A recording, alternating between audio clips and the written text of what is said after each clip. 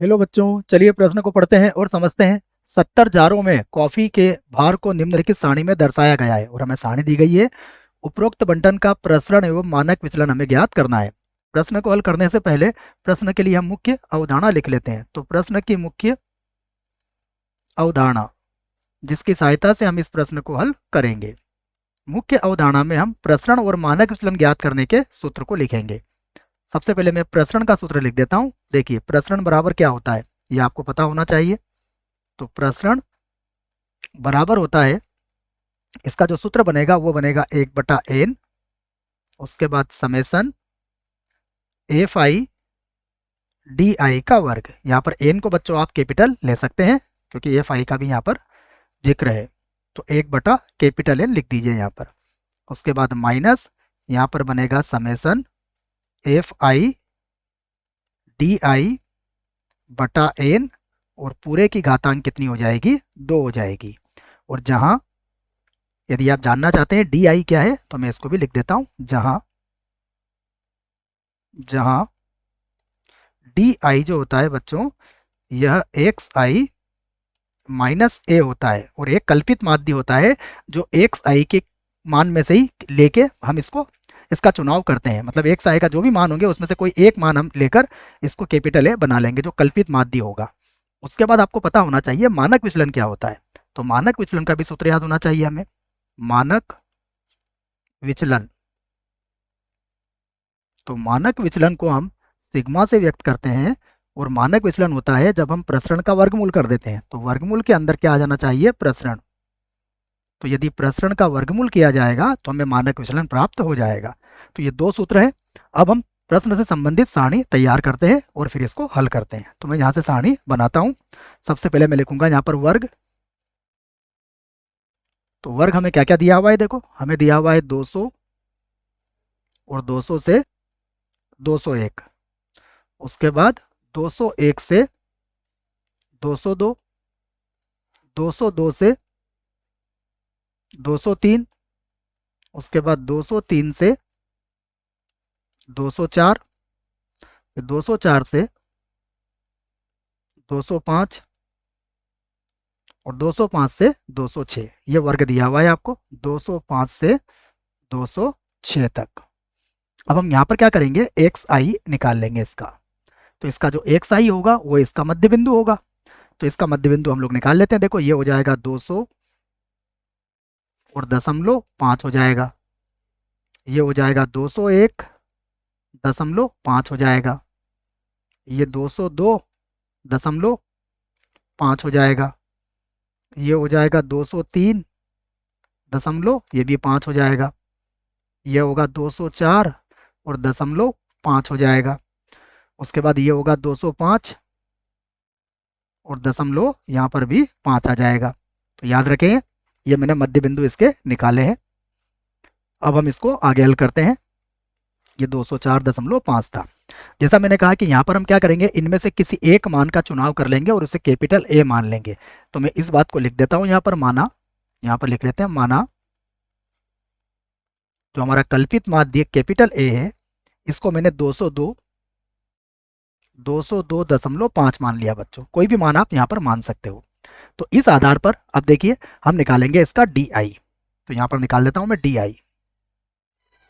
और D I किसके बराबर होगा, डी आई बराबर होगा एक्स आई माइनस ए के। और ए का मान कितना लिया है मैंने, ये मैंने नीचे लिख दिया है। अब हम यहाँ से डी आई का मान ज्ञात कर लेंगे। तो देखो ये हो जाएगा हमारे पास, सबसे पहले माइनस का, बच्चों एफ आई का मान लिखना भूल गए हम। तो एक सेकंड बच्चों, हम इसके पहले एफ आई का मान लिख लेते, वो हम भूल गए। यहाँ पर एफ आई तो लिखे तभी तो हम ज्ञात करेंगे उसे। तो एफ आई, मैं सबसे पहले एफ आई लिख देता हूँ। यहाँ पर एफ आई दिया हुआ है हमें प्रश्न में 13, उसके बाद 27, उसके बाद है 18, उसके बाद है 10 और उसके बाद है 1 और 1। और अब हम निकालेंगे इसका डी आई। डी आई कैसे निकालेंगे, जैसा मैंने अभी आपसे कहा एक्स आई माइनस ए की सहायता से। तो हमारा ये जो मान है ये मान किसका है, ए का, ठीक है ना। तो घटा लीजिए आप। तो ये होगा माइनस का 2, उसके बाद आ जाएगा माइनस का 1, उसके बाद हो जाएगा 0, उसके बाद होगा 1, उसके बाद 4 और उसके बाद आ जाएगा 9। और उसके बाद हम यहाँ पर डी आई का वर्ग भी निकाल लेंगे। तो यहाँ पर लिखूंगा मैं डी आई का वर्ग।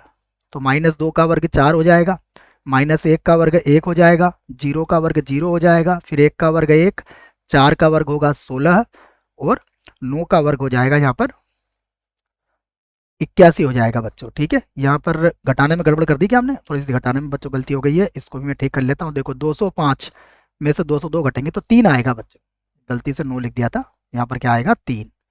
और यहाँ 3 का वर्ग कितना हो जाएगा, 3 का वर्ग हो जाएगा यहाँ पर 9। 204 में से, तो बच्चों ये थोड़ा सा मिस्टेक हो गई है तो इसको मैं सही कर देता हूँ। देखो यहाँ पर भी 204 में से 202 घटाएंगे तो यहाँ केवल 2 ही बचेगा, तो इसे भी मैं ठीक कर लेता हूँ। ये 16 मैंने गलती से लिख दिया था, इसके लिए माफी चाहूंगा, 2 गलतियां हो गई है।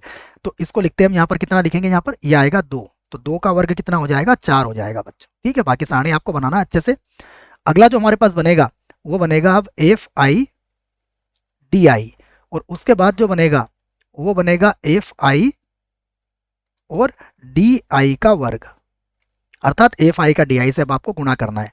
तो 13 का सबसे पहले गुणा करेंगे, देखो ये डी आई है तो 13 का 2 से गुणा कीजिए आप, तो ये होगा -26, यहाँ लिख देता हूं मैं, ये होगा -26, ये हो जाएगा -27, उसके बाद ये हो जाएगा 0, उसके बाद ये हो जाएगा 10, उसके बाद ये होगा 2 और उसके बाद ये होगा 3 बच्चों। गुणा कर लेंगे हम, फिर डी आई का वर्ग, 4 का 13 से गुणा करेंगे तो 13 का बड़ा 4 बार बोलने पर कितना आता है, ये आता है 52, उसके बाद ये हो जाएगा 27, उसके बाद ये फिर से 0 ही होगा, ये होगा 10, ये होगा 4 और ये हो जाएगा 9।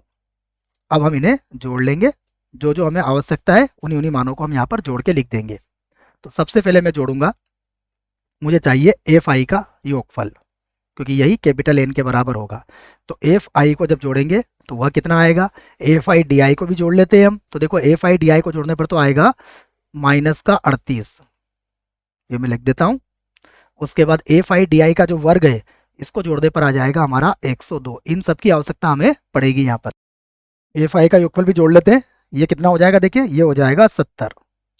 तो जो हमारे काम का उन सबको हमने जोड़ लिया है। अब हम तो सबसे पहले प्रसरण ज्ञात करेंगे, तो मैं लिख देता हूं यहाँ पर प्रसरण।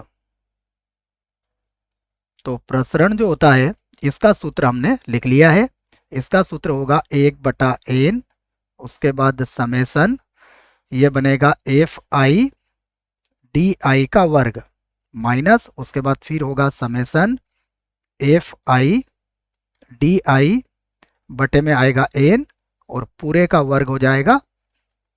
अब हम इसको हल कर लेते हैं। देखो सबसे पहले हम मान रखेंगे n का, तो ये हो जाएगा 70, तो 1/70 हुआ।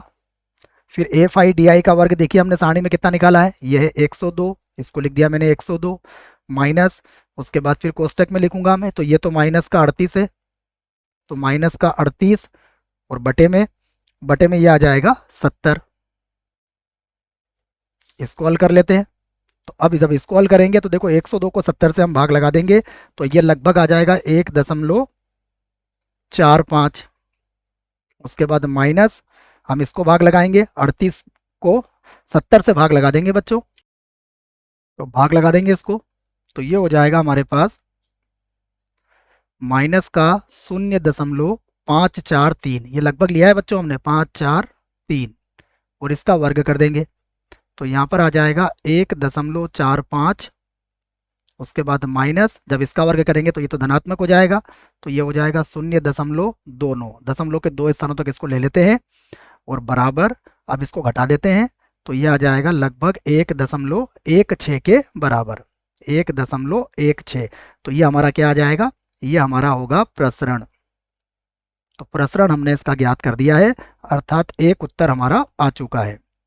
प्रसरण के बाद अब हमें इसका मानक विचलन निकालना है, तो अब हम लिख देते हैं मानक विचलन। मानक विचलन, मानक विचलन क्या होता है, मानक विचलन होता है वर्गमूल के अंदर प्रसरण, तो 1.16। जब इसका भाग विधि से वर्गमूल निकालेंगे तो ये हो जाएगा 1.08। तो यह भी हमारे प्रश्न का उत्तर होगा। आशा करता हूं बच्चों आपको इस प्रश्न का उत्तर समझ में आया होगा। धन्यवाद।